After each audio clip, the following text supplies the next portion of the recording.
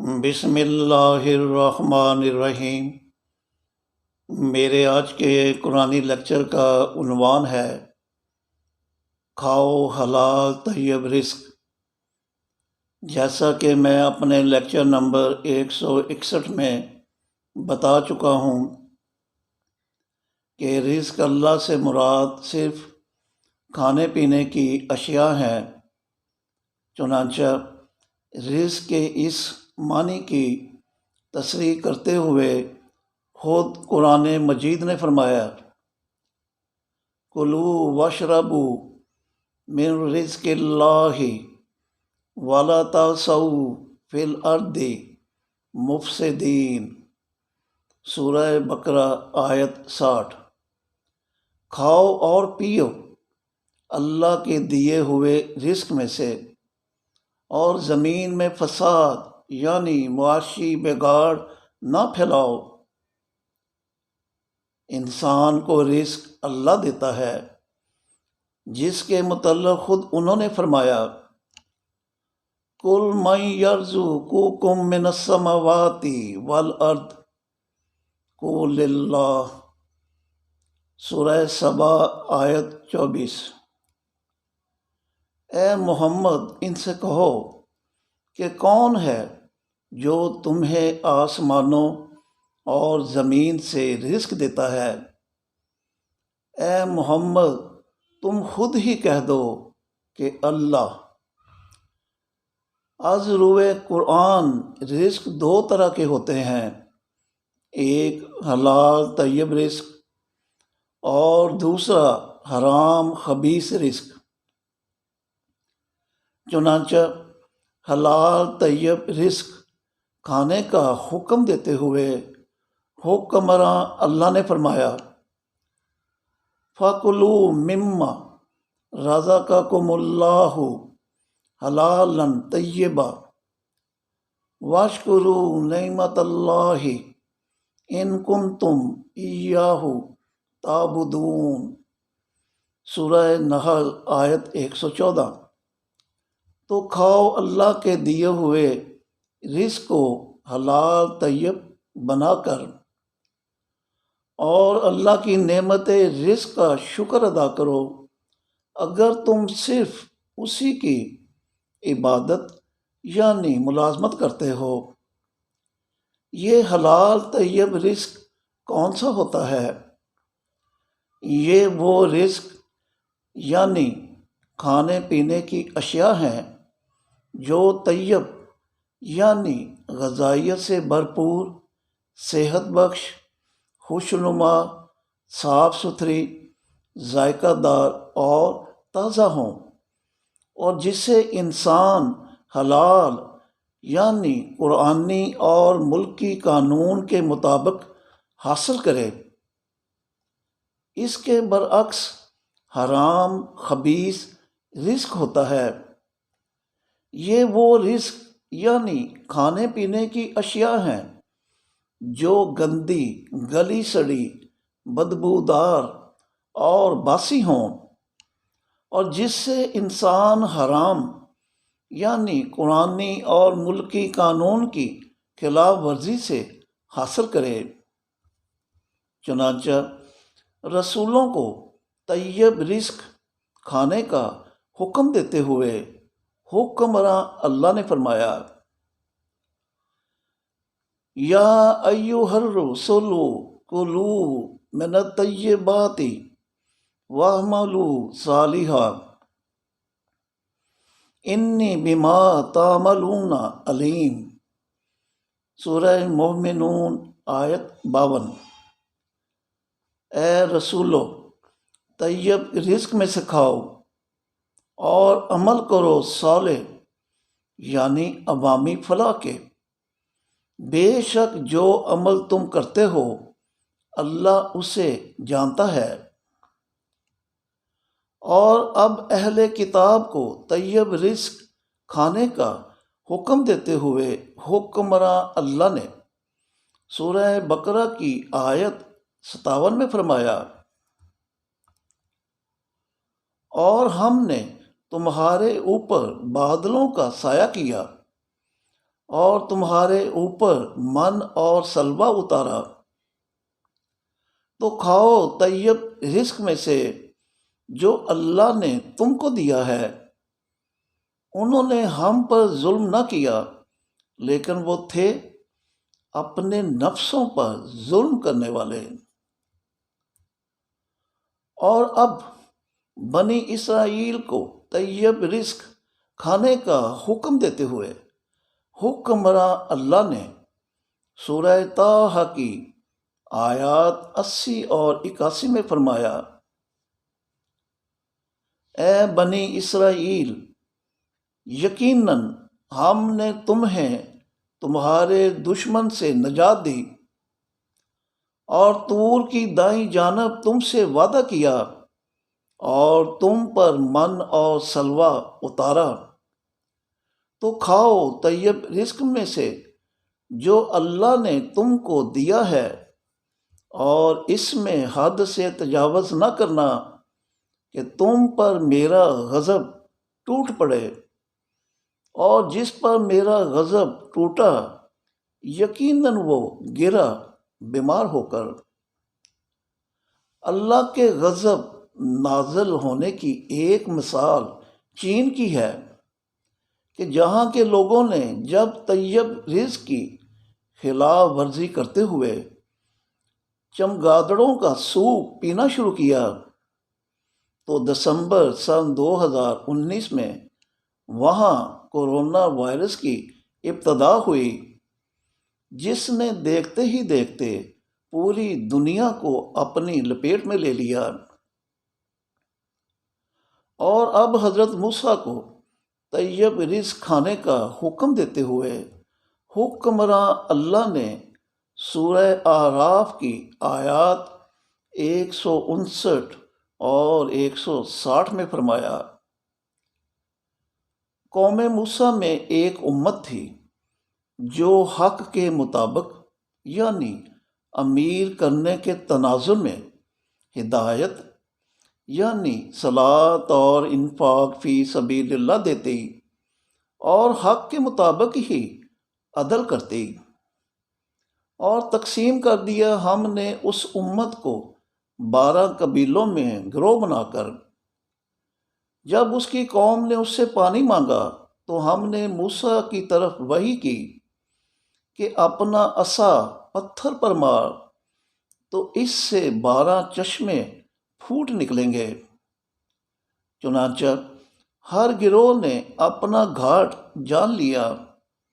اور ہم نے ان پر بادلوں کا سایہ کیا اور ان پر من اور سلوہ اتارا، تو کھاؤ ہمارے دیے ہوئے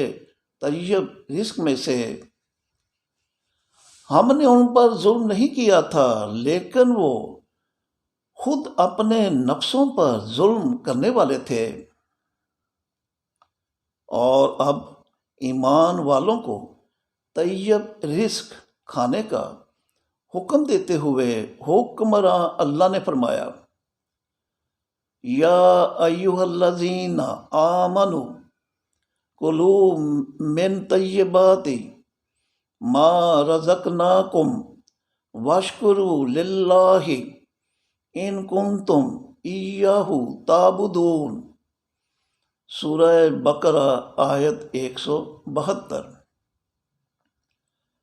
اے ایمان والو،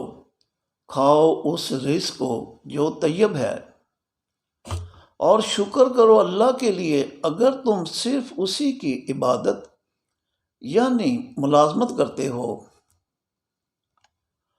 اور اب بنی اسرائیل کو طیب رزق دیے جانے کا ذکر کرتے ہوئے حکمراں اللہ نے فرمایا، وَلَقَدْ آتَيْنَا بَنِي إِسْرَائِيلَ الْكِتَابَ وَالْحُكْمَ وَالنُّبُوَّةَ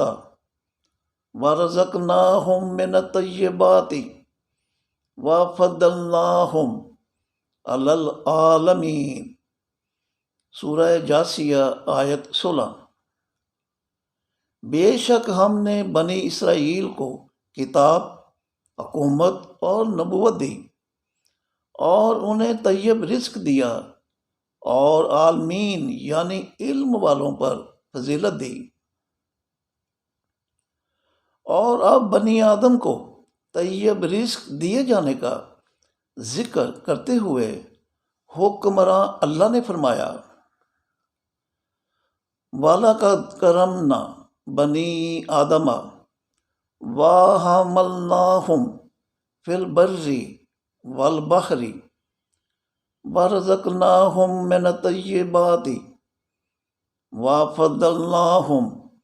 عَلَىٰ كَثِيرٍ مِّمَّنْ خَلَقْنَا تَفْضِیلًا۔ سورہ بنی اسرائیل آیت 70۔ بے شک ہم نے اولاد آدم پر اپنا کرم کیا اور ان کو ہم نے خشکی اور سمندر میں سوار کیا۔ کس پر؟ کاروں، بسوں، ریلوں، ہوائی جہازوں، بحری جہازوں، سائیکلوں اور موٹر سائیکلوں وغیرہ پر، اور طیب رزق دیا اور فضیلت دی ہم نے ان کو بہت ساروں پر کہ جنہیں خلق کیا فضیلت دینا۔ اور اب علم والوں کو طیب رزق دیے جانے کا ذکر کرتے ہوئے حکمراں اللہ نے سورہ مومن کی آیت 64 میں فرمایا، وہ اللہ ہے جس نے زمین کو تمہارے لیے قرار اور آسمان کو چھت بنایا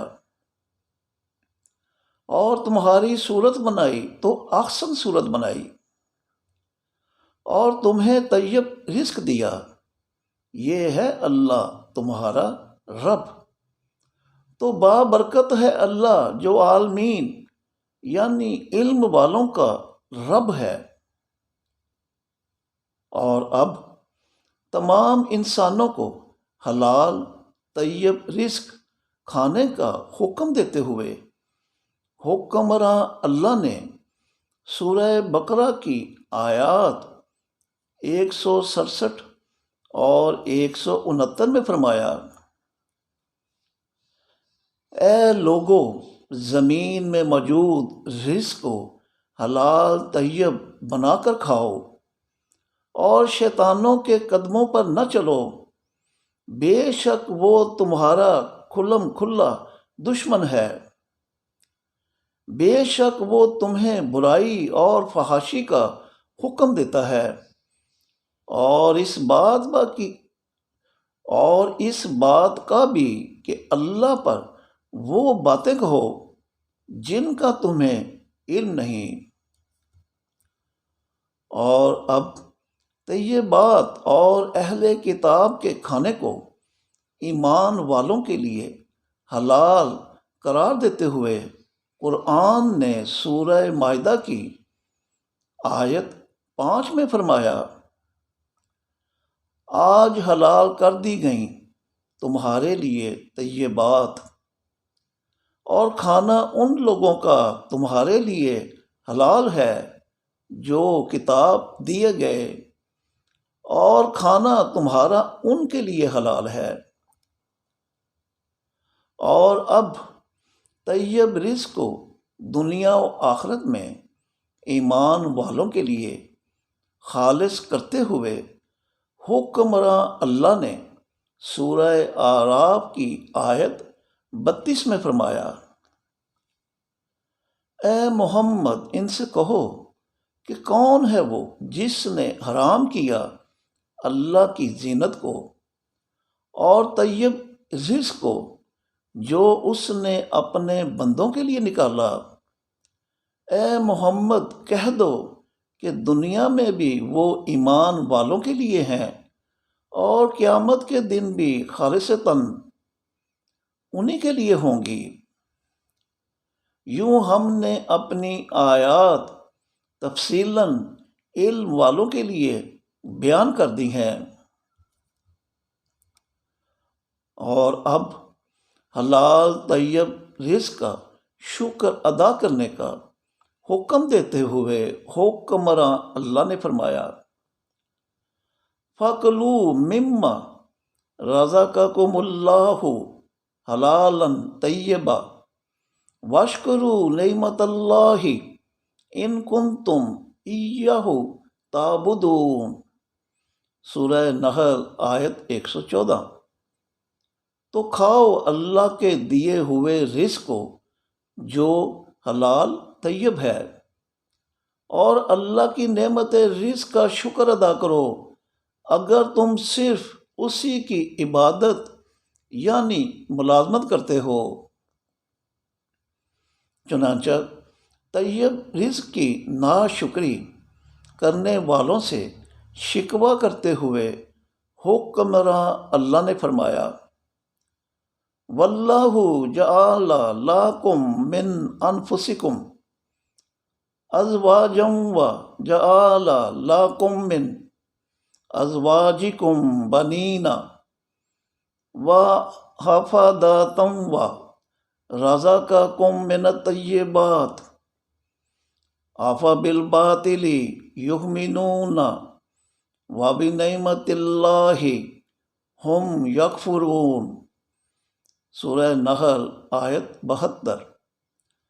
اللہ نے تمہارے نفسوں سے تمہارے لیے ازواج بنائے اور تمہارے ازواج سے تمہارے لیے بیٹے اور پوتے بنائے، اور تمہیں طیبات میں سے رزق دیا، تو کیوں تم باطل کے ساتھ ایمان رکھتے ہو اور اللہ کی نعمت رزق کی ناشکری کرتے ہو؟ اور اب اللہ کا نام لے کر کھانا کھانے کا حکم دیتے ہوئے قرآن نے فرمایا، فَكُلُوا مِمَّا ذُكِرَ اسْمُ اللَّهِ عَلَيْهِ إِن كُنتُم بِآيَاتِهِ مُؤْمِنِينَ۔ سورہ انعام آیت 118۔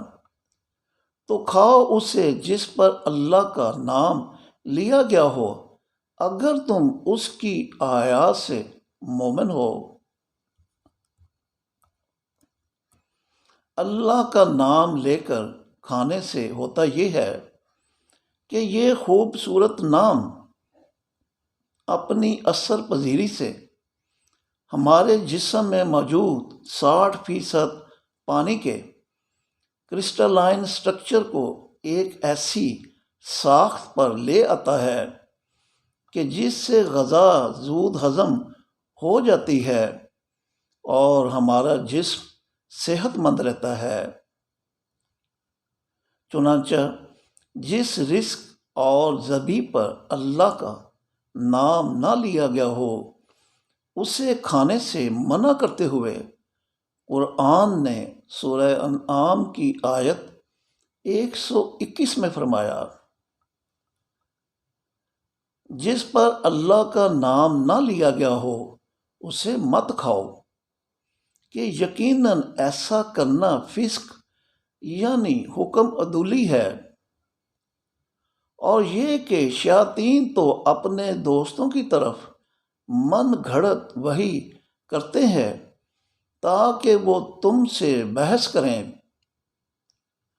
اور اگر تم نے ان کی اطاعت کی تو یقیناً تم مشرک ہو۔ اور اب حلال اور حرام جانور کا فرق بیان کرتے ہوئے حکمراں اللہ نے سورہ مائدہ کی آیت 1 میں فرمایا، تمہارے لیے جوگالی کرنے والے گھاس خور چوپائے مویشی حلال کیے گئے بجز ان کے جو آئندہ تمہیں پڑھ کر بتا دیے جائیں گے، مگر شکار کو حلال نہ سمجھو جب تم حالت احرام میں ہو، بے شک اللہ حکم کرتا ہے جیسا چاہتا ہے۔ اس آیت میں اللہ تعالیٰ نے ان مویشیوں کا گوشت حلال قرار دیا ہے جو گھاس خور ہوں اور پھر جگالی بھی کرتے ہوں، مثلاً گائے، بھینس، بھیڑ، بکری، ہرن اور اونٹ وغیرہ کا گوشت حلال ہے کہ جو گھاس کھاتے ہیں اور جگالی بھی کرتے ہیں۔ اس کے برعکس گھوڑے، گدھے اور خچر جیسے چوپایوں کا گوشت حلال نہیں کہ جو گھاس تو کھاتے ہیں لیکن جگالی نہیں کرتے۔ اس کے ساتھ ساتھ درندہ جانوروں یعنی دو دانتوں اور پنجوں سے چیر پھاڑ کر گوشت کھانے والے جانوروں مثلاً چیتا، کتا اور بھیڑیا وغیرہ کا گوشت، اور پنجوں سے اپنا شکار جھپٹ کر پکڑنے والے پرندوں مثلاً شکرا، باز، شاہین اور عقاب وغیرہ کا گوشت بھی حلال نہیں کہ وہ انسان کی حفظان صحت کے مطابق طیب نہیں۔ اور اب دریا اور سمندر کا شکار حلال قرار دیتے ہوئے حکمراں اللہ نے فرمایا، اوہل لاکم صید البحر وطعامہ، سورہ مائدہ آیت 96۔ تمہارے لیے بحر یعنی دریا اور سمندر کا شکار کرنا اور اس کا کھانا حلال ہے۔ اور اب مردار، خون، خنزیر اور غیر اللہ کے نام کا ذبیح حرام قرار دیتے ہوئے قرآن نے سورہ بقرہ کی آیت 173 میں فرمایا،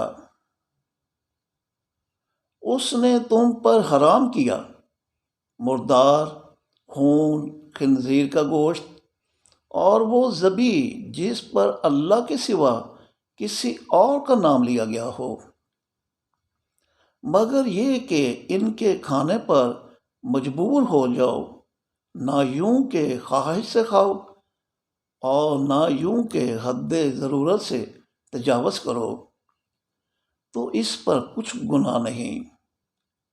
بے شک اللہ غفور الرحیم ہے۔ کچھ ممالک مثلاً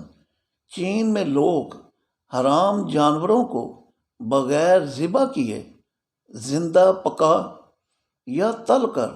خون سمیت کھا جاتے ہیں، جبکہ خون میں مہلک جراثیم یعنی بیکٹیریاز ہوتے ہیں کہ جو انسانی صحت کے لیے نہایت ہی نقصان دہ ہوتے ہیں۔ چنانچہ جانور کی شاہ رکھ تیز دار چھرے سے اس طرح کاٹی جائے کہ اس کا خون گوشت سے زیادہ نکل جائے۔ جسم میں بقایا خون جب ٹھنڈا ہو جائے تو گوشت کو دھو کر پکانے سے وہ انسانی جسم کے لیے صحت بخش ہو جاتا ہے۔ اور اب طیب رزق اور شکاری جانور کے روکے ہوئے شکار کو حلال قرار دیتے ہوئے قرآن نے سورہ مائدہ کی آیت 4 میں فرمایا، یہ تم سے پوچھتے ہیں کہ ان کے لیے کیا کچھ حلال ہے، اے محمد کہہ دو کہ حلال کی گئیں تمہارے لیے طیبات، اور جن شکاری جانوروں کو تم صداتے ہو اور وہ جانور جن کو تم اللہ کے دیے ہوئے علم کی بنا پر شکار کرنے کی تربیت دیتے ہو، تو کھاؤ اس جانور کو جس سے تمہارے لیے پکڑ رکھیں، البتہ اس پر اللہ کا نام لے لو اور اللہ کا تقوی اختیار کرو، بے شک اللہ جلد حساب لینے والا ہے۔ اور اب طیبات کو لوگوں کے لیے حلال اور خبائث کو حرام قرار دیے جانے کو محمد رسول اللہ سے منسوب کرتے ہوئے حکمراں اللہ نے سورہ اعراف کی آیات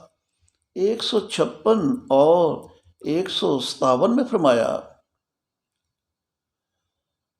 اللہ نے فرمایا،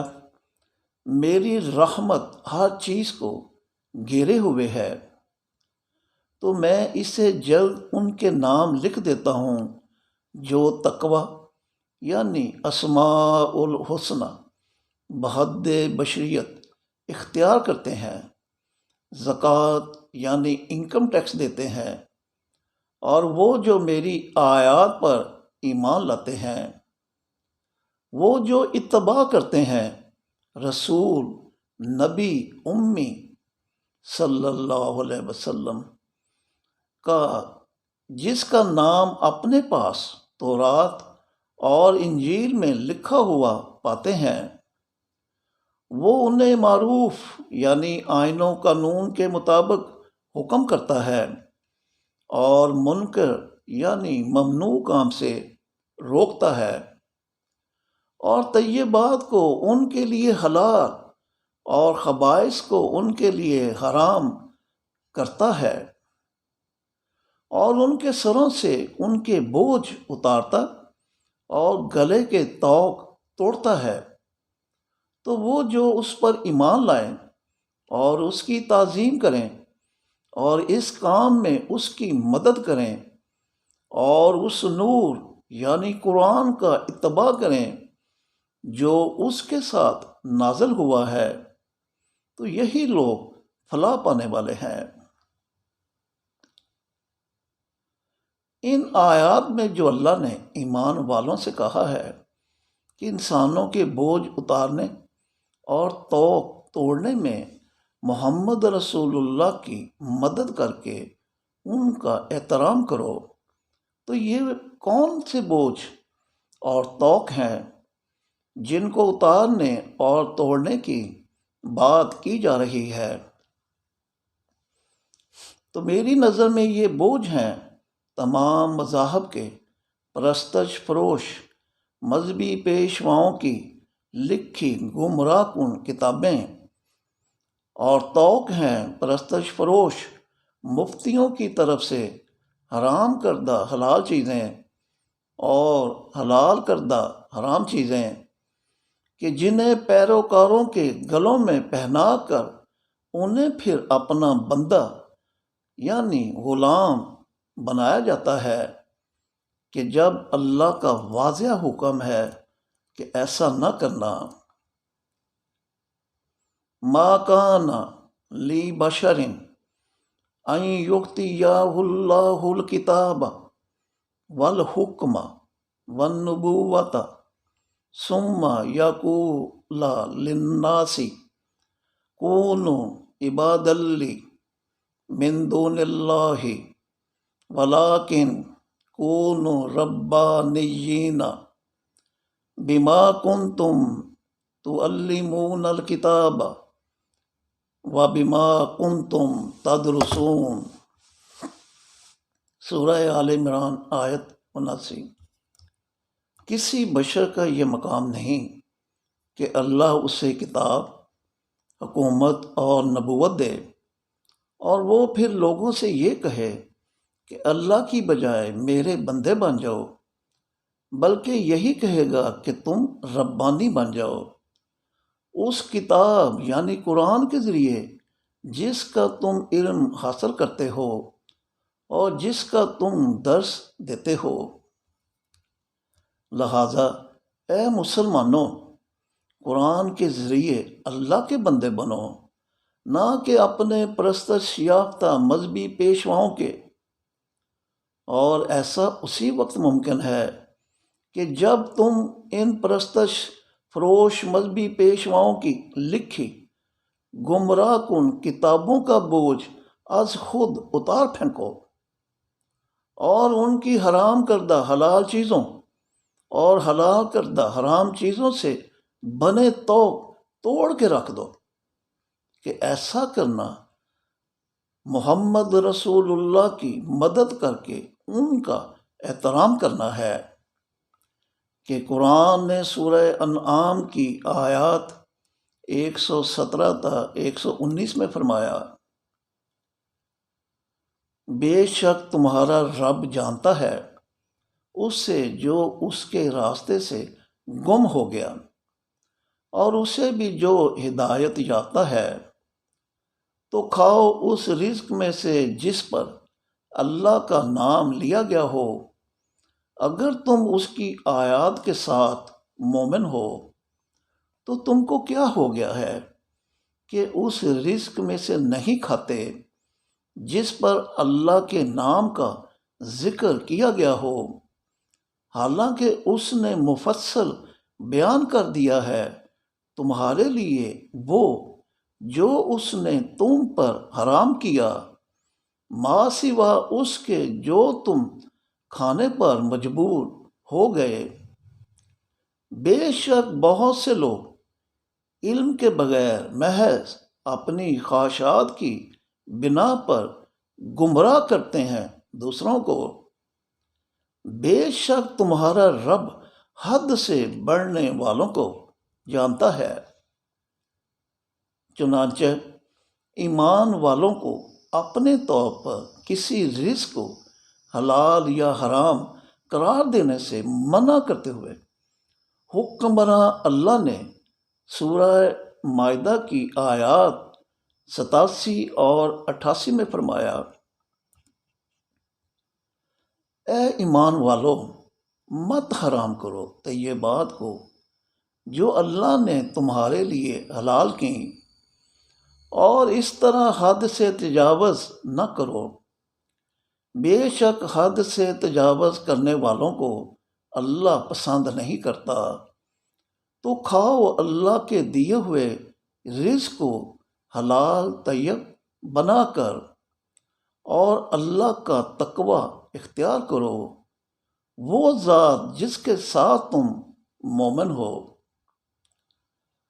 اللہ کے اس واضح حکم کے باوجود ہم دیکھتے ہیں کہ کس طرح یوٹیوب، ٹویٹر، انسٹاگرام، فیس بک، ریڈیو اور ٹیلی ویژن کو استعمال کرتے ہوئے پرستش فروش پرائیویٹ مفتی حلال چیزوں کو حرام اور حرام چیزوں کو حلال قرار دے رہے ہوتے ہیں کہ جس کی ملکی سطح پر عوام کے لیے کوئی قانونی حیثیت نہیں۔ وجہ یہ کہ مسلمان قرآنی قوانین اور ان قوانین پر عمل کرنے کے پابند ہیں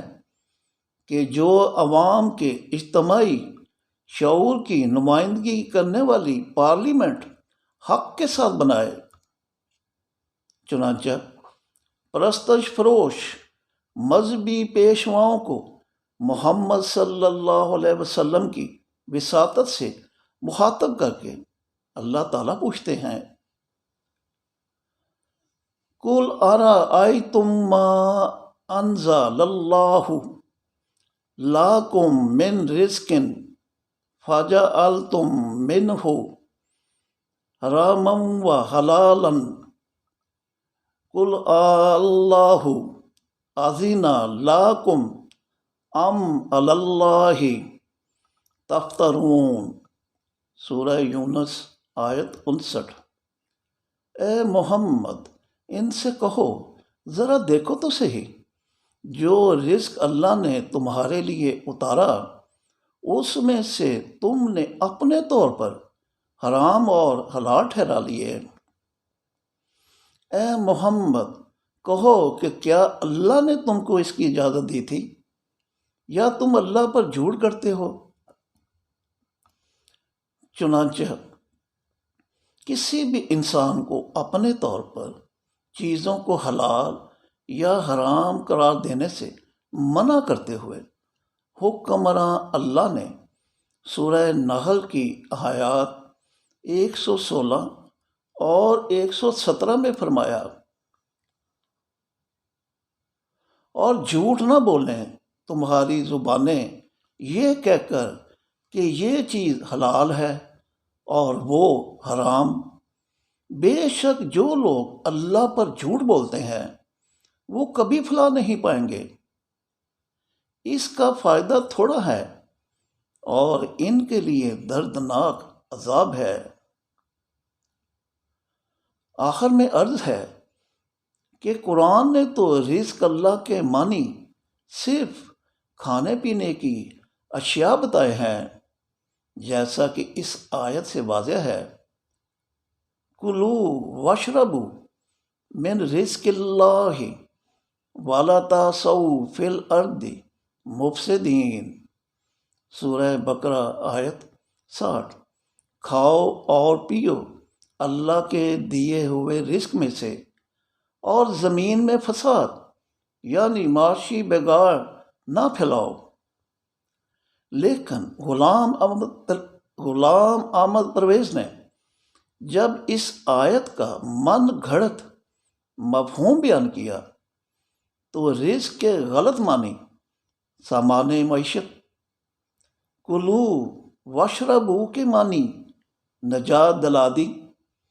اللہ کے معنی ہم نے، ارض کے معنی معاشرہ اور مفسدین کے معنی ناہمواریاں کر دیا، یہ کہہ کر اس طرح ہم نے تمہیں سامان معیشت کی فکر سے نجات دلا دی اور کہہ دیا کہ دیکھو اب جب کہ تمہاری معاشی ضروریات پوری ہو رہی ہیں تو تم معاشرہ میں ناہمواریاں پیدا کر کے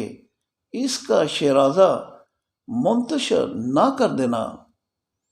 مفہوم القرآن از غلام احمد پرویز، صفحہ 21۔ تو یہ ہے اپنے مفہوم القرآن سے اللہ کے قرآن کو مسخ کرنے والا غلام احمد پرویز، جس کے پیروکار اسے علامہ غلام احمد پرویز کہتے ہیں۔ یاد رکھیے، علامہ، مولانا، پیر، مفتی، ذاکر، امام، صوفی، قلندر، درویش، کتب، ابدار اور ملنگ جیسے غیر سرکاری القابات قرآن کے عطا کردہ نہیں، بلکہ پرستش فروش مذہبی پیشواؤں کے اپنے اختیار کردہ یا پیروکاروں کے عطا کردہ ہیں کہ جنہوں نے ان کی پرستشوں کو مضبوط کرنے اور ان کے ذریعے ناجائز کمائی کرنے میں بنیادی کردار ادا کیا ہے۔ چنانچہ ان پرستش فروش مذہبی پیشواؤں کی لٹوکریسی سے بچنے کی تلقین کرتے ہوئے حکمراں اللہ نے فرمایا، یا ایھا الذین آمنوا ان کثیرا من الاحبار والرہبان لا یاکلون اموال الناس بالباطل ویصدون عن سبیل اللہ، سورہ توبہ آیت 34۔ اے ایمان والو، بے شک بہت سے علماء و مشائخ لوگوں کا مال باطل کے ساتھ یعنی ان کا معاشی نقصان کر کے کھا جاتے ہیں، اور اس طرح لوگوں کو اللہ کے راستے سے روکتے ہیں،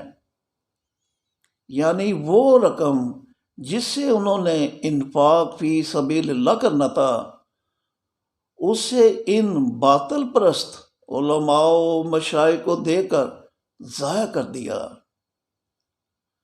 آج کا لیکچر یہیں تک، شکریہ۔